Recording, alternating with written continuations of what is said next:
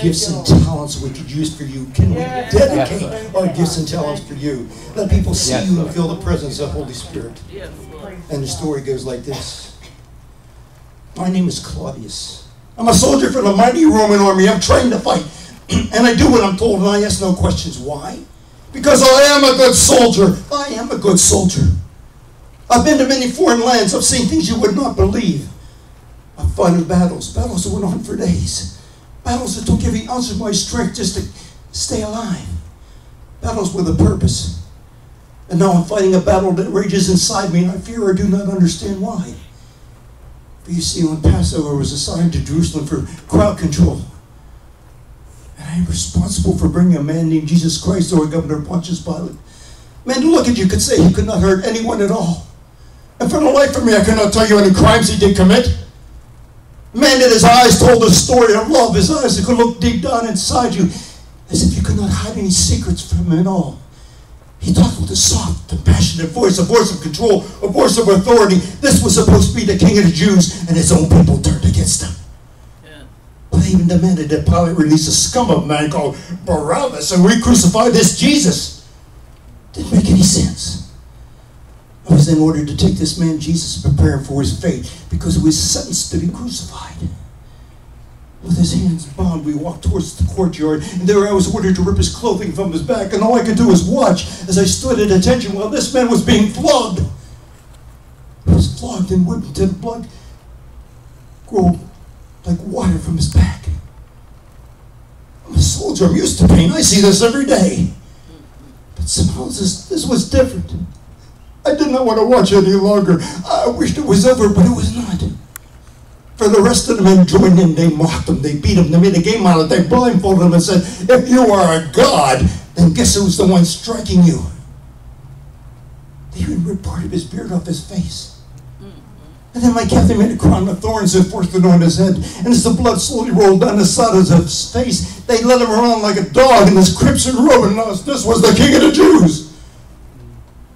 People, this man was mocked and beaten. He did not complain. He did not resist. I tell you, when you looked deep into his eyes, you saw nothing but love. Nothing but love. Then the final orders came. I must take this man Jesus and two other prisoners to a place called Golgotha and carry out their sentence, crucifixion, death by cross. As we walked through the streets of the city, they mocked him, they beat him, they made a game out of it, they blindfolded. They said, crucify him, crucify him.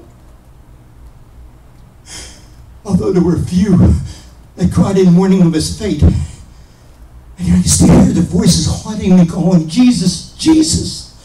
But the rest of the people, I did not understand their actions. The further we walked, the weaker he became. For every step that he took a tremendous effort. My sergeant saw this and grabbed the person out of the crowd to help carry his cross. An African. Simon, I believe, was his name. We slowly continued till we reached the top of the mountain called the Place of the Skull. I tell you, I've carried out this sense many, many times before, and it did not bother me. But this time, the moment I touched him, it took every bit of my soldier's discipline just to hold his hands and feet down while my captain nailed him to the cross. I watched his body raised in pain as the cross fell into its hole, and one of the soldiers made a sign and said, this was the king of the Jews, and nailed it just above his head for all to see. How ironic the sign was. The sign was the truth, the very truth, and sadly no one seemed to see it. Didn't have amusement just to pass the time where we gambled for his clothing. I don't know why we did this degrading act, but we did. And then, total surprise to all of us, through his pain and his suffering, as Jesus spoke these words of love, he said, Father, forgive them, for they know not what they do. I couldn't believe what I was hearing.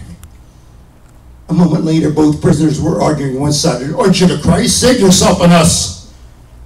And the other prisoner that hung there rebuked the statement, defended as Jesus spoke. These words are still echoing in my mind. Don't you fear God? We deserve everything that's happening to us, but this man has done nothing, nothing.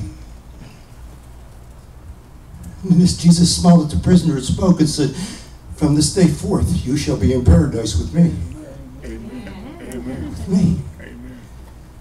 People can't understand what I'm saying. This man was dying. You can see the pain, the suffering, the torment he was going through. It was as if he was carrying the entire weight of the world on his shoulders. And he still had the love and the compassion for others. Then about the 6th hour, the clouds rolled up, the sky dark, and thunder and lightning was all around.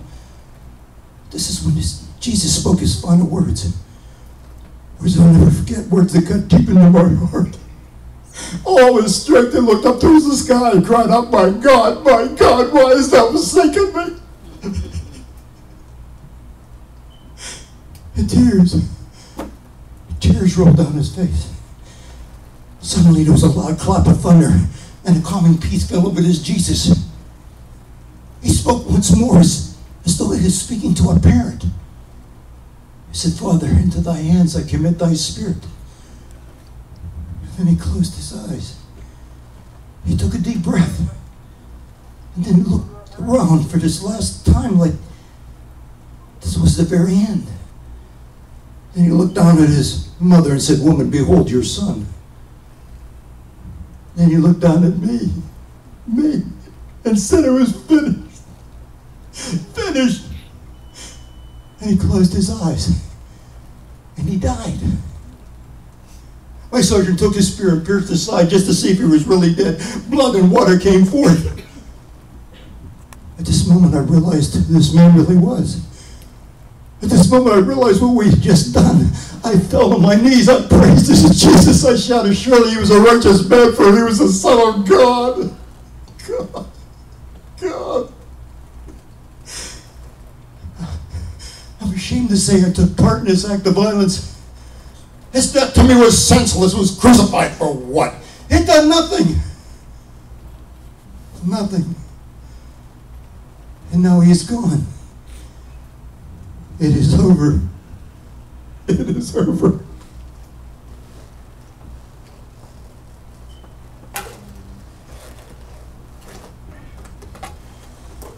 Or is it? Or is it?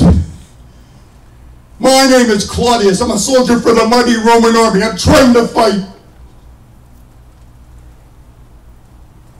I do what I'm told. And I ask no questions. Why? Why? For I am a good soldier. I am a good soldier. These are real. These are real. Yes. There's no shame for a man to cry. If this isn't the Bible that Jesus wept, then we should be able to cry too and feel not ashamed. Amen. I truly believe Claudius believed he was a good soldier, for that's all he knew. Until he was touched by God. God made a difference. Then he knew all the